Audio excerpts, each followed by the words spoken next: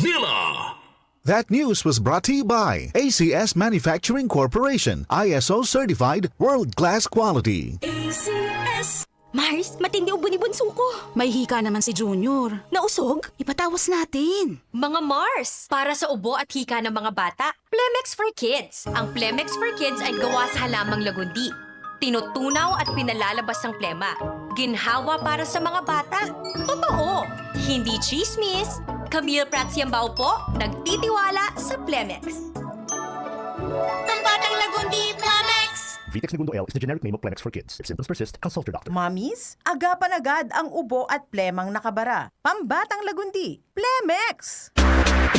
Charm Fab Gold, bakit makapun sa tiyan? Walang amoy kulong, kahit sampay sa loob. Charm Fabric Conditioner with Bloom Fresh Technology. May antibacterial na at ka-bloom sa bango ang damit. Charm Fab Gold, bakit makapun sa tiyan? Walang amoy kulong, kahit sampay sa loob. Bangong makapun sa tiyan. Charm Fabric Conditioner. Manufactured by ACS Manufacturing Corporation. ISO certified. World-class quality. ACS.